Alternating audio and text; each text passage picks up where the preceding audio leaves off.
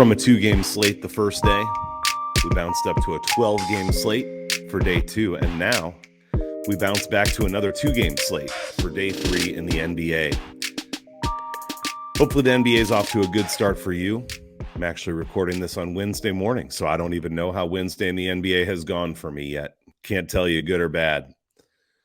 But we want to get this information out there, so we're going to go through these 2 games and share what I've got, hopefully find some good spots.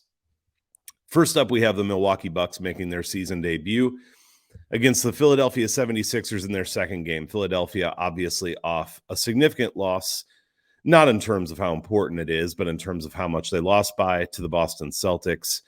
They were in that game through 3 quarters, but end of the third quarter, the Celtics pulled away and didn't really look back. Philly got a bucket or 2 at the end to make it look a little closer than it probably was. In that game particularly, I thought Philadelphia's defense was most concerning to me. Boston was getting a lot of open looks.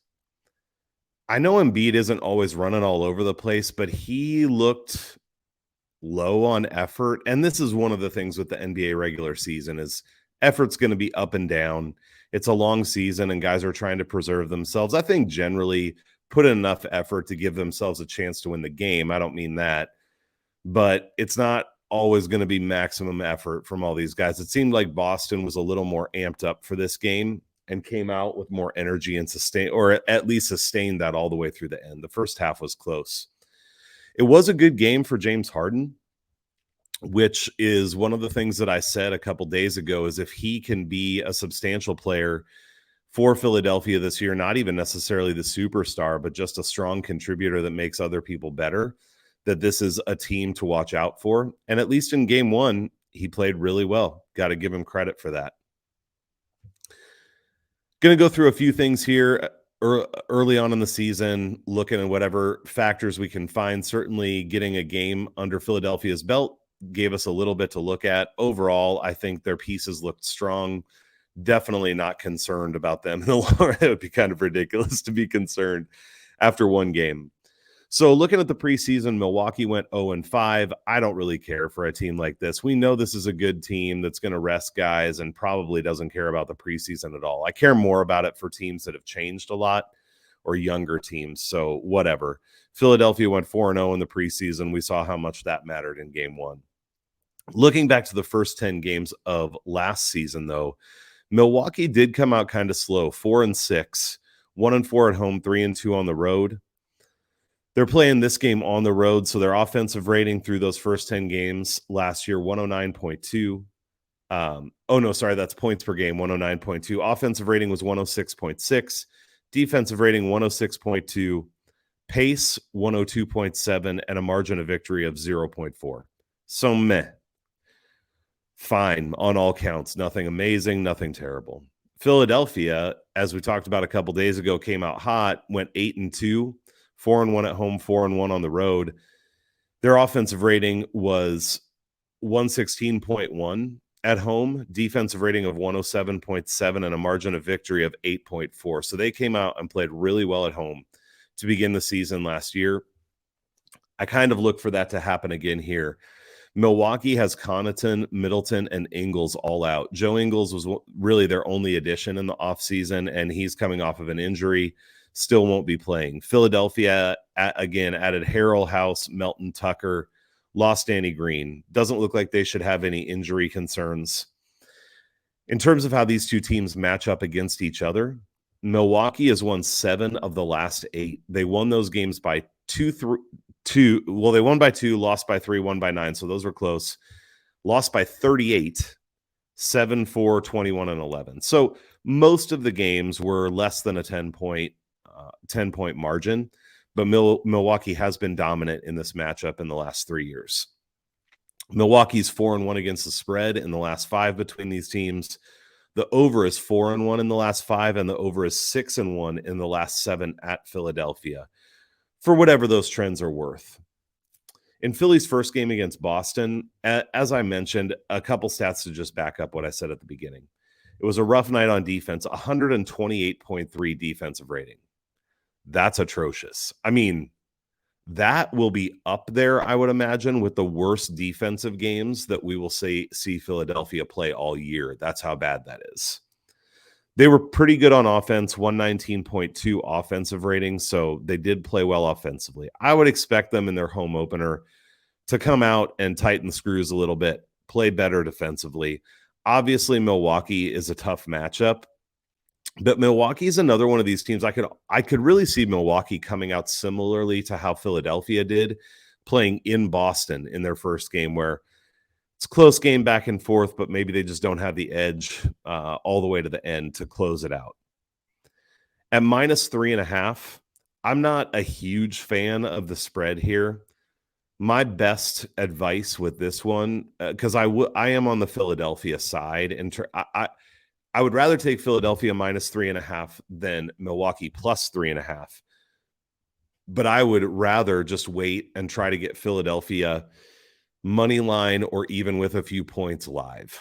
This should be a back and forth game like Boston and Philadelphia was to start out. That's what I would expect. And so you should be able to get a better line live than you can get pregame. And that's where I would look, because it could be close going down the stretch, though I wouldn't be surprised to see Philadelphia win by 6, 7, 8 points, something like that here. In terms of the total, I would lean toward the over. Philadelphia's offense was strong. Their defense was bad in the first game. Again, even if they tighten that up some, these are both teams that are capable of scoring a lot. So at 225, I would expect this to go over. I have not bet that yet, but that is the bet that I am looking at pregame for this one. Second game features another team making its season debut and a team playing their second game as the Clippers go to the Lakers. Clippers are -4, and it's a 221 total.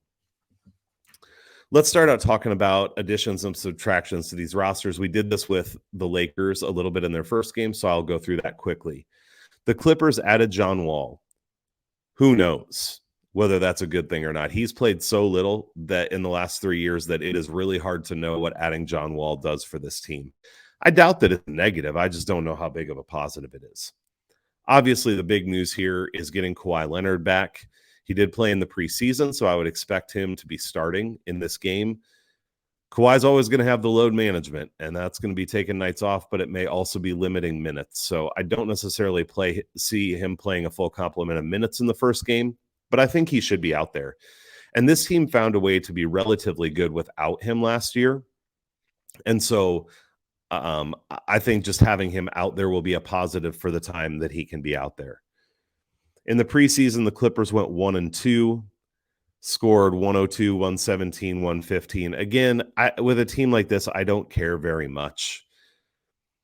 But just throwing it out there for what it's worth, as I shared before, the Lakers went 0-6. They lost their first regular season game. So if you include preseason, which we could just for fun, why the hell not? They're now 0-7 in their last 7 games. The Lakers had a total overhaul of their bench and a little bit of maybe their starting unit as they lost Bazemore, THT, Malik Monk, and added Pat Bev, Schroeder, who was out with an injury, Juan Toscano-Anderson, and Lonnie Walker. Those people are going to have to play better than they did in the first game. To be honest, LeBron is going to have to be more efficient as well. If we want to talk about this game against Golden State, to be fair, I haven't gone back to watch it yet, and I'm on the East Coast, so I went to bed a little ways into the first quarter. I just couldn't stay up for it, but looking back at the box score, it looked like Anthony Davis played okay, though he went 0 for 3 from three-point range again. We talked about his shooting woes from last season. If that continues, it's not a positive for the Lakers. I talked in the first video about how I'm concerned about Anthony Davis and what level he can actually play at in terms of carrying this team. It looks from the box score like LeBron was trying to carry this team again, very high volume in pretty much every category. His shooting was not incredibly efficient, but he did have 8 assists.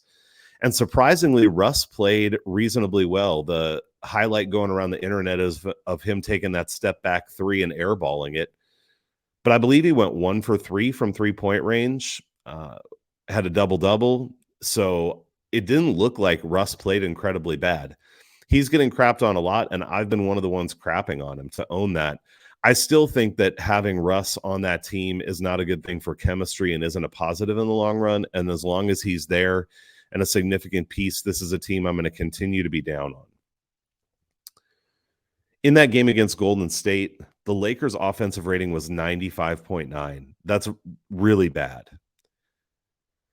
I'm sure that they'll have other games that are lower than that this season. It's not worst of the season bad, but it's bad. 43% field goal percentage, 25% from three-point range, 21 turnovers. Just a bad offensive game for the Lakers.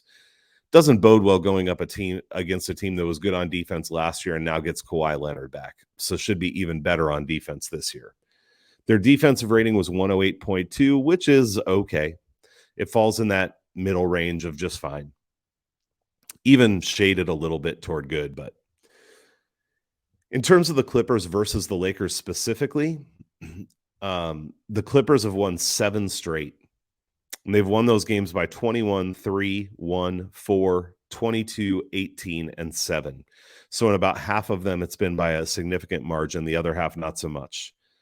The Clippers are 10-1 against the spread in the last 11 versus the Lakers. And there are trends both to the over and the under here. 4 of the last 10 games between these two teams have gone 4 of 10 have gone over that 221 total. So 6 have gone under, for whatever that's worth. Obviously, the rosters are slightly different, though there is some continuity, especially in terms of the starting lineups, other than Kawhi. On this game, I just have to continue to fade the Lakers against decent teams until they show me something.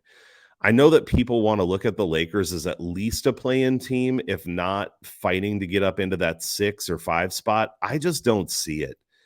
Maybe if they can get rid of Russ and make a few roster changes, maybe it can happen. With AD and LeBron, they are going to have some good nights here and there.